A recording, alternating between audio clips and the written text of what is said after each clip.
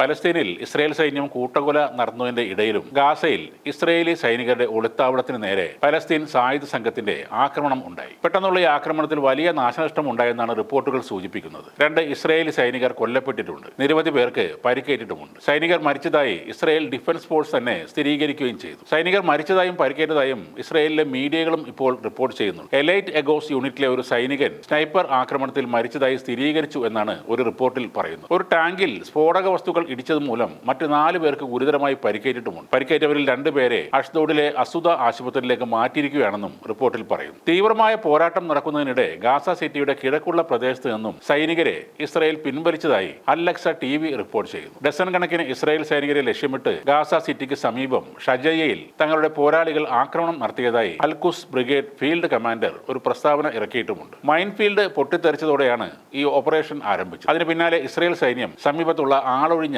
Civilian വീടുകളിൽ അഭയം തേടാൻ നിർബന്ധിതരായി. അതിനുശേഷം അൽ-ഖുസ് സായുധ സംഘം അവരുടെ ഒളിത്താവളങ്ങൾ ആക്രമിക്കുകയായിരുന്നു. ഞങ്ങൾ കൃത്യമായ ലക്ഷ്യത്തോടെയാണ് ഇസ്രായേൽ സേനയെ ആക്രമിച്ചതെന്നും ലൈറ്റ് മീഡിയം ആയുധങ്ങൾ ഉപയോഗിച്ച് വളരെ അടുത്തു നിന്നായിരുന്നു ഈ പോരാട്ടമെന്നും അൽ-ഖുസ് കമാൻഡർ പറയുന്നു. തെക്കൻ ഗാസയിലെ ഖാൻ യൂനിസ് പ്രദേശത്ത് നിരീക്ഷണം നടത്തിയിരുന്ന ഒരു ഇസ്രായേലി രഹസ്യാന്വേഷണ ഡ്രോൺ തങ്ങൾ വെടിവെച്ചിട്ടതായും അൽ-ഖുസ് ബ്രിഗേഡുകൾ ഒരു പ്രത്യേക പ്രസ്താവനയിലൂടെ അറിയിച്ചിരുന്നു. ഗാസ മുനമ്പിൽ ഉടനീളം പ്രതിരോധ പ്രവർത്തനങ്ങൾ ശക്തമാക്കിയിട്ടുണ്ട്. ചൊവ്വാഴ്ച കിഴക്കൻ ഖാൻ യൂനിസിലെ ഒരു ഇസ്രായേലി കാലാൽപ്പട യൂണിറ്റിനെ ആക്രമിച്ചതായും D9 മിലിറ്ററി ബുൾഡോസർ സ്ഫോടക വസ്തുക്കൾ ഉപയോഗിച്ച് തകർത്തതായും പലസ്തീൻ സംഘം പറയുന്നു. മാർച്ചിൽ പോരാട്ടം വീണ്ടും ആരംഭിച്ചതിന് ശേഷം കുറഞ്ഞത് 30 സൈനികരെങ്കിലും കൊല്ലപ്പെട്ടതായി ഇസ്രായേൽ വൃത്തങ്ങൾ സമ്മതിക്കുന്നുണ്ട്. ഗാസയിൽ കരയാക്രമണം ആരംഭിച്ചതിന് ശേഷം 438 സൈനികരെങ്കിലും ഇസ്രായേലിന്റെ ഭാഗത്ത് നിന്നും കൊല്ലപ്പെട്ടിട്ടുണ്ട്. അതേസമയം ഗാസയിൽ കൊല്ലപ്പെട്ട സൈനികരുടെ യഥാർത്ഥ എണ്ണം ഇതിലും കൂടുതൽ ആണെന്നാണ് പലസ്തീൻ വൃത്തങ്ങൾ പറയുന്നത്. അതേസമയം കഴിഞ്ഞ 48 മണിക്കൂറിനുള്ളിൽ 300-ലധികം പലസ്തീനികളെ ഇസ്രായേൽ സൈന്യം കൊലപ്പെടുത്തിയതായി ഗാസ ഗവൺമെന്റ് മീഡിയ ഓഫീസ് അറിയിച്ചു. 48 മണിക്കൂറിനുള്ളിൽ 26 കൂട്ടക്കൊലകൾ ഇസ്രായേൽ സൈന്യം നടത്തിയെന്നും ഗാസ